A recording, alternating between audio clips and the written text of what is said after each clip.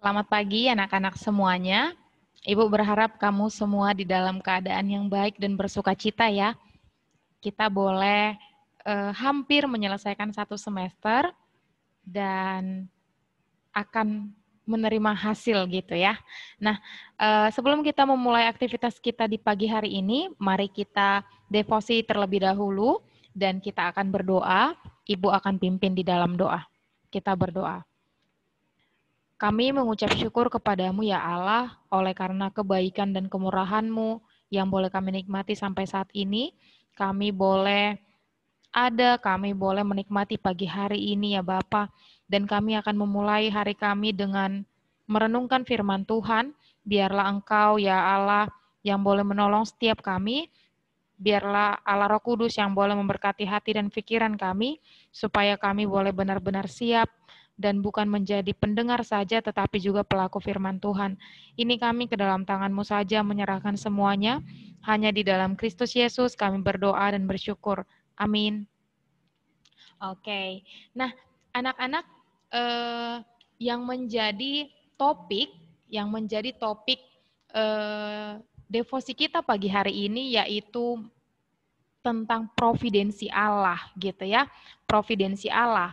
Nah kalau biasanya dikatakan providensi itu apa sih Bu gitu ya, providensi itu adalah pemeliharaannya Allah gitu ya, pemeliharaan. Maka sebelum Ibu atau kita pergi lebih jauh lagi untuk membahas bagian ini, Ibu mau bertanya dulu nih sama kamu, sejauh mana kamu memahami pemeliharaan Allah di dalam hidupmu? Ya, sejauh mana sih kamu sudah memahami pemeliharaan Allah di dalam hidupmu?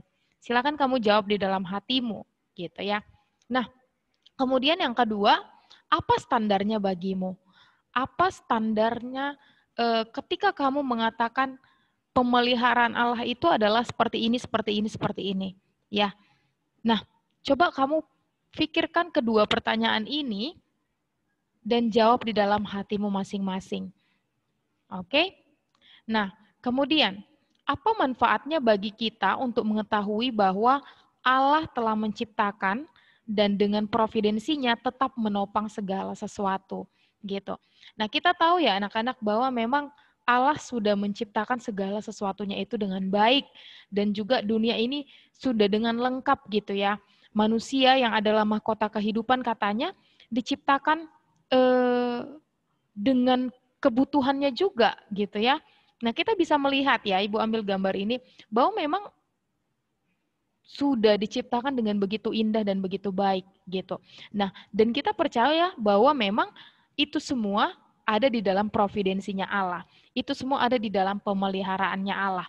Nah, kemudian apa manfaatnya bagi kita untuk mengetahui hal ini gitu. Mari kita melihat mari kita membahas bagian ini. Kita akan membaca dari 1 Samuel 2 ayat 7 sampai 8. Ya, anak-anak Ibu akan membaca dari sini. Kamu silakan membaca juga dari tempat kamu masing-masing, ya. 1 Samuel 2 ayat 7 sampai 8. Tuhan membuat miskin dan membuat kaya, Ia merendahkan dan meninggikan juga, Ia menegakkan orang yang hina dari dalam debu dan mengangkat orang yang miskin dari lumpur, untuk mendudukkan dia bersama-sama dengan para bangsawan dan membuat dia memiliki kursi kehormatan. Ya, demikian pembacaan firman Tuhan. Nah, anak-anak kalau kita bisa melihat 1 Samuel 2 ayat 7 sampai 8, sebenarnya ada baiknya kita melihat dari ayat 1 ya. Ayat 1 sampai 10 supaya memang full gitu ya, full apa yang mau dia ceritakan. Tapi ayat 7 sampai 8 adalah ayat inti yang akan kita bahas secara lebih dalam begitu anak-anak. Nah, apa sebenarnya yang dijelaskan di dalam bagian kitab tersebut, di dalam 1 Samuel 2 ayat 1 sampai 10 tadi, ya yang Ibu maksudkan. Nah, 1 Samuel 2 ayat 1 sampai 10 ini itu merupakan bagian yang menjelaskan puji-pujian Hana. Ya, puji-pujian Hana ini berasal tentunya dari pengenalannya kepada Allah. Ya, pengenalannya kepada Allah baik itu melalui sukacita maupun kesulitan di dalam hidup yang dialami, sehingga dia melihat dan merasakan providensinya Allah atau pemeliharaannya Allah, begitu ya anak-anak.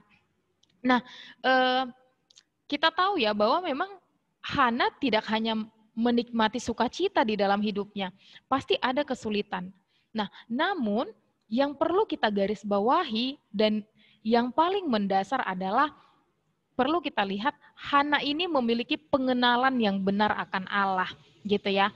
Maka memang dasarnya adalah dia mengenal, dia betul-betul mengenal pribadinya Allah, ya.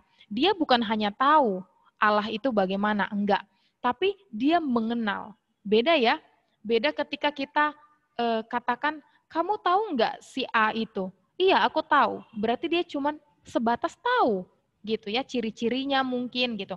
Tapi ketika kita bilang, kamu kenal enggak, gitu. Kenal berarti bukan hanya ciri-ciri fisik, tetapi juga pribadinya kamu tahu, gitu. Nah, maka itulah yang dimiliki Hana, gitu ya. Dia mengenal Allah, dia mengetahui Allah itu pribadi yang seperti apa. Sehingga memang di dalam segala musim kehidupannya, mau itu sukacita, mau itu duka cita pun, dia melihat bahwa itu ada di dalam providensinya Allah, gitu. Ya, ini bagian dasar yang harus kamu tahu dulu. Nah, kemudian pribadi Allah seperti apa memangnya Bu yang dikenal oleh Hana, gitu ya? Pribadi Allah yang seperti apa?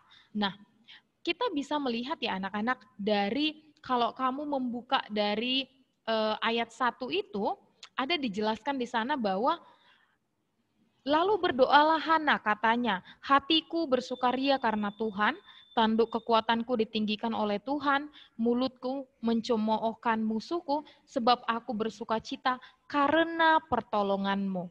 Berarti dia Allah yang menolong, ya. Dia Allah yang menolong dan Allah yang memberikan kekuatan, gitu. Maka memang Allah yang menolong dan Allah yang memberikan kekuatan itu, dialah yang memberikan pemeliharaan kepada Hana, gitu. Itu yang dijelaskan. Nah, kemudian di ayat 2 kita bisa melihat dikatakan bahwa dia Allah yang kudus, hanya dia satu-satunya Allah dan dia Allah yang kudus, gitu. Nah, di ayat 3 dijelaskan lagi pribadi Allah seperti apa yang disampaikan Hana, bahwa dia adalah Allah yang Maha Tahu atau biasa disebut Allah yang omniscience. Allah tahu segala sesuatunya, gitu ya. Kehidupannya Hana, mau itu sukacita, mau itu duka cita, Allah tahu tentang itu, gitu ya. Nah, maka anak-anak di dalam kemahatauannya Allah, tentu ada providensinya Allah, ada pemeliharaannya Allah, gitu.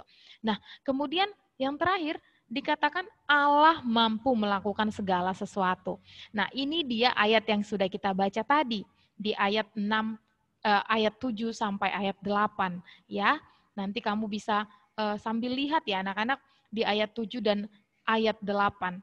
Allah yang mampu melakukan segala sesuatu. Nah, ini dia. Karena tadi Ibu fokuskan ke dalam ayat 7 dan ayat 8, maka ada 3 bagian penting yang akan kita lihat gitu. Nah, di dalam ayat 7 dan ayat 8, di sana ditunjukkan bahwa hanya Dia Allah yang mampu memberikan kekuatan sehingga Dia memberikan jaminan. Ya, Ibu bacakan sekali lagi ayat 7 sama 8.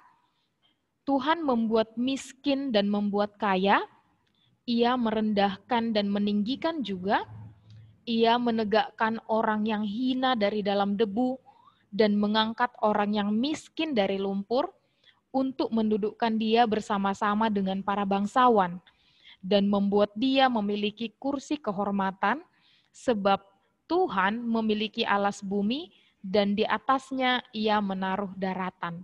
Gitu. Nah, anak-anak kalau kita bisa lihat ayat 7 dan ayat 8 ini, siapa sih yang bisa melakukan itu? Gitu ya. Siapa yang bisa membuat miskin dan membuat kaya? Siapa yang bisa merendahkan dan meninggikan? Siapa yang bisa menegakkan orang yang hina dari dalam debu? Siapa yang bisa mengangkat orang miskin dari dalam lumpur? Gitu. Hanya Allah, ya. Dan tentu itu merupakan jaminan kepada setiap orang yang percaya di dalam Tuhan, gitu. Dia Allah yang memberikan kekuatan. Sehingga kalau kita lihat di ayat 7 sama ayat 8 ini, kita bisa lihat ya, bagaimana Allah itu bisa mengubah loh segala sesuatu itu, gitu. Dan Allah memelihara, Allah tetap memelihara, gitu. Nah, maka di ayat 9 lebih dijelaskan bahwa jaminan yang berlaku kepada orang-orang yang mengandalkan Allah. Nah, kalau kita bisa lihat tadi di ayat 7 dan 8, dikatakan bahwa siapa yang bisa melakukan? Miskin, kekayaan, menegakkan orang yang sudah tertatih-tatih lah kita bilangnya, itu hanya Allah, hanya pemeliharaannya Allah. Nah, maka siapa yang mendapatkan jaminan ini? Siapa yang mendapatkan jaminan pemeliharaan Allah ini? Itu hanyalah diberikan kepada orang-orang yang mengandalkan Allah, bukan karena kekuatannya sendiri. Ya, jaminan itu diberikan bukan kepada orang yang berbantah dengan Allah, tetapi diberikan kepada orang-orang yang mengandalkan Allah, gitu ya.